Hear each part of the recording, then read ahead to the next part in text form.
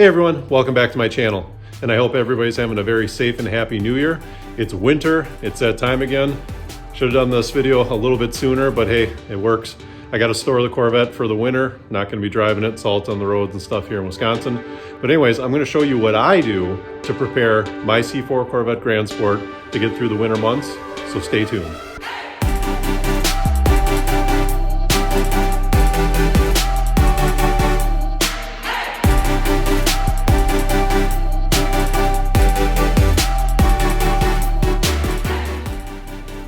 All right, before we get started in this video, I just want to point out, before anything else is said, this is how I store my Corvette for the winter. This is not how you have to store your Corvette. This may not even be the right way to store your Corvette for the winter. This is just what I'm doing, the precautions that I'm taking and things that I'm doing to help my car better sit for, the 3-4 months that winter takes here in Wisconsin before I take it back out in the spring. So that being said, we're going to carry on with the video. So obviously, first and foremost, when it comes to storing your Corvette for the winter, you have to have a place to store it. I don't know a lot of people that have Corvettes that just leave it sitting out, in the elements for the winter. I obviously now have a fairly decent sized 2-car garage that allows me to store it for the winter. So that being said, this is the steps that I took to prepare my Corvette to get through the winter here in Wisconsin. The very first thing that I did is use the side of my garage that is not used the most. Obviously, this side is closest to the door to get into the house.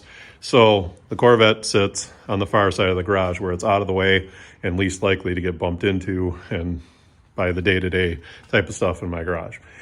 So what I did was, obviously, I parked it as close as I could safely over there without having to worry about anything hitting the car or, falling off the wall or anything like that to possibly damage the car in the storage. As you can also tell, the Corvette is, for the most part, clean. It really had been washed and not really gotten too much dirty, had not gotten too dirty since the few times that I drove it after the last car wash. One thing I did do, and this is probably a good step to do, is I took my car duster right here, and I wiped down the whole car. And the reason I did that was because obviously you don't want any little bit of fine dust and things like that to be under the car cover, because I will show you that at the end here. But basically, just wanted to make sure you can get all the dust and everything off the car so that it doesn't sit under the car cover for all winter. But having a nice clean car before it goes into storage, that's obviously a good thing to do. Now, this is something that may or may not be necessary, but obviously when a car is going to be sitting for, let's say, 6 months or so, one good thing you want to do is probably add fuel stabilizer. Now, this is obviously not the bottle that I put in the car, but as it stands currently, the Corvette has about 3/4 of a tank, and I think I added that into the car. I think I filled up in November, give or take. No, not 100% sure on that. But anyways, I had another bottle of this, and obviously the best thing to do is follow the instructions on the back. And of course, I believe it says it's 1 ounce, treats up to 2.5 gallons. So, this is a 10-ounce bottle, so that puts you in the range of about 22 gallons gasoline. Not 100% sure, but I used about 3/4 of another bottle. And obviously, what you want to do, it's probably better to do it before you fill up the car, is dump that in there and then, fill up the car so it's mixed in there real good. But obviously, you just add that directly into the gas tank, and that will go a long way. Now, obviously, if you have a very short winter, a couple months or whatever, maybe not something you need to do. Fill the car up before you park it and then go for a nice good long drive and burn it off. But when a car is going to sit for any length of time, gasoline does go bad. I don't think it goes bad as quickly and as terribly as some people say that it does, because I had a car that sat for 2 years with a full tank of gas, and it started up and ran pretty much fine. So I don't know, maybe I just got lucky on that. But anyways, but yeah. So adding a fuel stabilizer to your gas tank, that's something that I feel is a must when a car is going to sit for a while. So now the next thing that I'm going to address is, obviously you guys will notice here and here that I have pads under the wheels. Now this is not the best option, but the whole point of doing this is I've got probably about, that might be about an inch and a half of padding there. The reason I do that is because I feel that it gives a little bit of cushion to the wheel so that if it's going to be sitting in one spot for any length of time, it might help prevent flat spots on the tires. Now, I know it's not going to be perfect, and I know that they do have Flatstoppers that you can buy that are curved plastic that you can get that will definitely prevent flat spots from showing up in the tires when you take it out in the spring. But this is not a car that's going to be sitting for years. It's only going to be a couple months. More than likely, I'm going to probably end up moving it before winter, is over and I take it out and start driving it, because sometimes you need, I've got work to do over here and stuff like that. So the chances of the car sitting here for enough time where flat spots on the tires is going to be concerned, probably not a big deal. But I just put these pads underneath. I got the one in back there, and obviously on all four wheels here. It is parked on those pads. So my general feeling of that is it's just a little bit of help to kind of alleviate the possibility of having any flat spots showing up in the tires. All right, so next up, and this is not a mandatory step, but this is something I just like to do because I feel it's a little bit of insurance when it comes to cold temperatures. I think it's very important to make sure that the washer fluid that you have in the car is something that will not freeze, because the washer fluid sits right here and it is very close to the outside of the garage. This is not a heated garage, but the reason that I feel that it is important, and we'll get back around the car here. The reason that I feel that it is important to make sure that you have a good washer fluid in there. Now, this is the stuff that I tend to put in everything, the de-icer style fluid. You could also use something like this, which says lowers the freezing point by at least 20 degrees Fahrenheit. The reason that I do this is not really because I'm all that worried about it, but sometimes when you go for an oil change, you will have shady places that will water down their washer fluid. And most of the blue washer fluid is this right here. Your blue washer fluid is about 20 below zero, all right? De-icer is not too much better. It's negative 25. I think there's some brands that are a little bit better. But when you look at negative 20, all right, so that is temperature that is very easily hit here in the really cold winters. And if you water that down even a little bit, what can end up happening, and I have had cars that this has happened to in the past, is the washer reservoir will freeze and it can actually burst. That's a headache I don't want to deal with. I mean, the car is going to be in the garage. It's not going to happen. But if you have a car, any car in winter, this is the stuff that you should run if there's any chance of getting below zero where you live. Like I said, if you go to places and get oil changes and they water down any of this type of stuff, you could be looking at a frozen washer reservoir at 0 degrees. And the coldest temperature that I've seen here in Wisconsin recently was like 2 years ago, and it was negative 26. So that even puts that at risk. Now, like I said, the car's sitting in a garage. It is not insulated. It's not heated.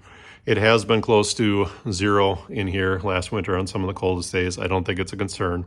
But, the last time I probably filled the washer fluid was when I had the oil change at the dealership.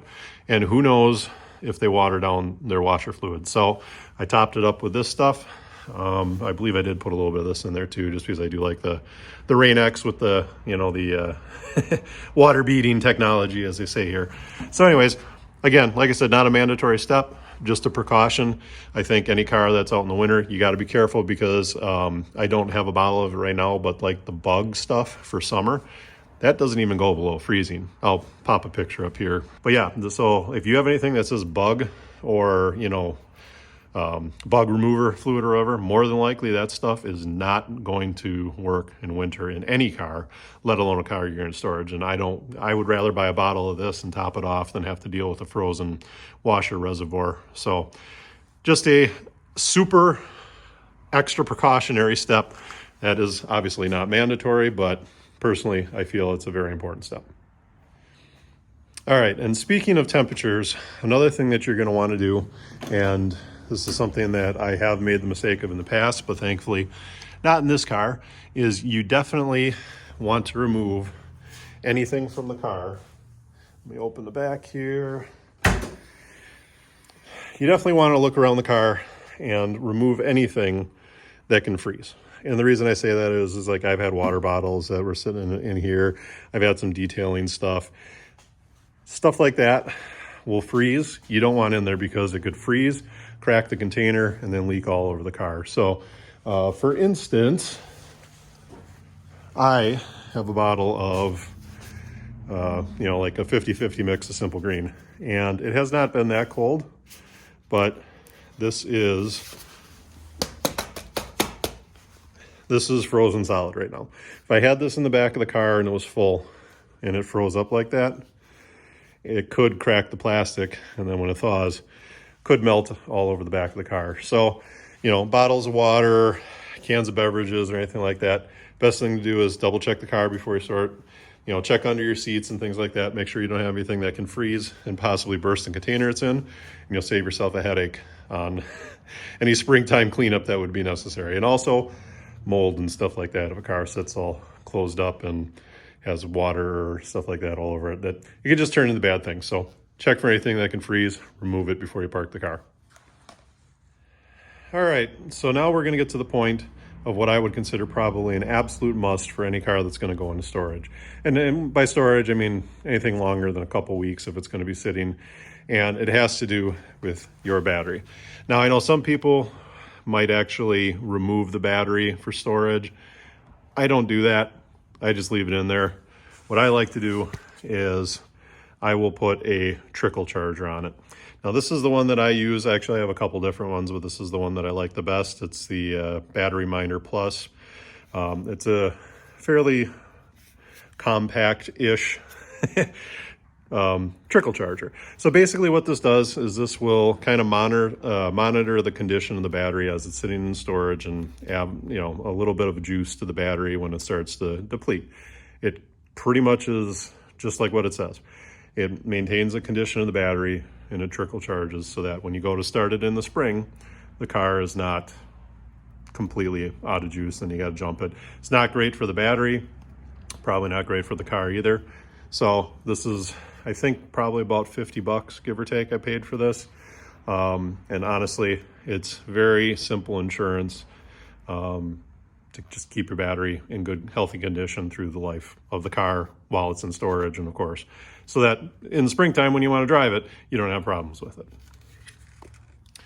This might be a little tricky to do just with one hand here, but the process of this, the way it goes is you want to connect these terminals, these little clamps here, which if I can grab it here, you want to connect these little clamps directly to the terminals of the battery. So obviously the black is the negative, which goes on the negative of the battery. Very simple. I like to do the negative first so that you don't ground anything out. And then obviously this is the positive, which this one's a little tricky because there's this but line right there. So I try and get it in there. If you can see, get it on the terminal. Missed it. So the nice thing about the terminals on this is they have a little bit of a lip here, which they seem to hold on to quite well. So now that that's connected, if you follow the cord back, you'll see that it shows you on here, and I'm not sure why the light on the phone is on, but the battery condition shows green. So that means that the battery is in good shape, and we definitely want to keep it that way. So we do not have it plugged in yet, but that's basically just showing that, hey, you got a decent battery. So honestly, I have no idea how old this battery is. I got the car 2.5 years ago now with that battery in it, and I have obviously not replaced it. So we're going to try and make this battery last as long as we can. The way that I go about that, now that we've seen that, it says that the battery's in good shape and yada, yada, yada, is you need to connect that to power. But I already have that set up because I have an extension cord right here. So how we go about that is plug it in. And there we go. So now this is plugged in. and it says that it is on charging. Battery condition good, and it is charging. So that does mean that the battery was down a little bit in juice, so it's going to do what it can to charge the battery up and keep it at a good level all through the winter. So simple as that. So obviously I'm going to have to move that to close the hood and put the car cover on it. But that is a trickle charger for the battery, and that is how I like to keep my battery condition good while my car is in storage. So what I usually tend to do is once I get the cover on, I'll set it up here and just kind of, get the cord out of the way so you don't got to worry about it. But those are all the steps that I take to prepare the car for storage for the winter. There's just one important step left that we have to do, and that is we have to cover it because we don't want the dust collecting on it all winter. Real quick before I do that, I like to get the windows up to just a little bit of a crack to allow some airflow in and out, but obviously do want the windows up for the car cover. It just makes more sense that way.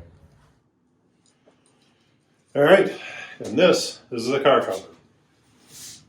This is always the fun part of trying to straighten it out so you can put on all the parts of the car. Now, I know that some of you are going to be like, why are you excited about a car cover? But I'm going to be perfectly honest with you. I love this car cover. I think it's really cool that this is like custom made for the C4 Corvette Grand Sport, and that it has the hash marks and the white stripe down the center. So even when the car is covered up, you get to appreciate what the car looks like because the car cover actually matches the car. So anyways, without further ado, let's get this thing covered up. Now, the one thing I said here is, obviously I'm going to have to maneuver this around with that. And also, I do leave the hood popped just a little bit here, obviously at the first pull and just down, because if I ever need to get into it or whatever, I can just pull the cover back, open up the hood, disconnect this, and all that fun stuff. But anyways,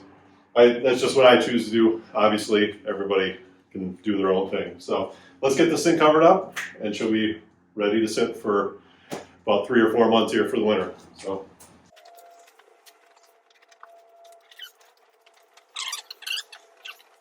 what I kind of like to do is kind of get the back corner on, kind of get that in place. It's almost kind of like putting the fitted sheet on a bed, get the corners on and then line it up after the fact.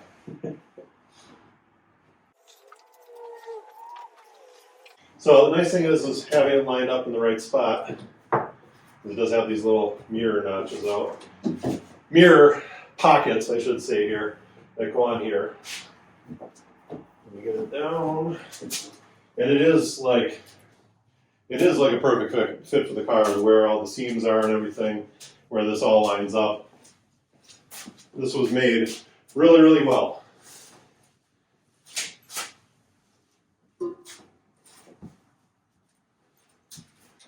And there we have it. She's ready for the winter. I do want to stress that this is not an all-season car cover. This is definitely a car cover that is only meant for indoors. It's just fabric, but that looks cool. I mean, it's pretty cool that you can just take a look at this and exactly, well, in my case, exactly what's underneath it. Obviously, anybody could buy one of these. I forgot who makes it, but if I figure it out, I'll post a link or a picture here or whatever. So, hey, sorry to interrupt future me here in the editing booth. Just wanted to point out to you that car cover is actually available at Mid-America Motorworks. It's exclusively available at mamotorworks.com. Not sponsored. Just wanted to point that out because it is such a cool item for the Corvette. Of course, that is a go-to place. They're out of Effingham, Illinois, and they have tons of parts and accessories for all generations of Corvettes as well as other things. But check them out, mamotorworks.com. Apologies, but I got this with the car. I did not buy it after the fact. Came with the previous owner had it, and it is a awesome looking car cover. That's pretty much all I gotta say. It's a car cover, but when you're gonna get a car cover and you're gonna have to stare at it for months on end, I guess you might as well enjoy what you're looking at. So I do want to thank the previous owner of this car for actually getting that. I don't know if it came with it when he bought it, But that is just a sweet looking car cover, and I didn't have it in the bag, but it also came with a bag made out of the same fabric, which is actually, and it's kind of hard to see, but it has a bit of a speckle metallic almost to it, which is probably unnecessary, but I don't know, still cool. But very, very nice storage bag that this car cover can go in. So there she is, guys. That's it. Done for the winter. So that is how I store my C4 Corvette Grand Sport for the winter. All right, guys, so with that said, that's going to wrap up this video. Like I said, this is just the way that I choose to prepare my car for storage for the winter. Obviously, there are many right and wrong ways to go about the stuff. Again, this is just my opinion, how I go about it with my car. It's not a how-to, but obviously when it comes to like the Trickle charger and some of these other things, if you live in cold climates, obviously I don't think anything that I did here would not be wise for you to do in your own car. I think no matter where you live, the Trickle charger and the car cover, obviously, and maybe even the Flatstoppers or at least the pads, I think stuff like that is probably a must-do for any car that's going to be stored for any length of time. But with that said, that's going to wrap this video up. Thank you all for watching this video. I enjoy the support and the interaction I get with you all, so if you have any ideas, leave a comment below on things that you'd like to see on my channel. With that said, if you like this video, please hit that like button. If you didn't like it, hit the dislike button twice. And of course, if you haven't yet, please subscribe to my channel. It helps a lot. So with that said, like, subscribe, comment, do all that fun stuff that everybody asks you to do, and we will see you in the next video. So thanks for watching, and we'll see you next time.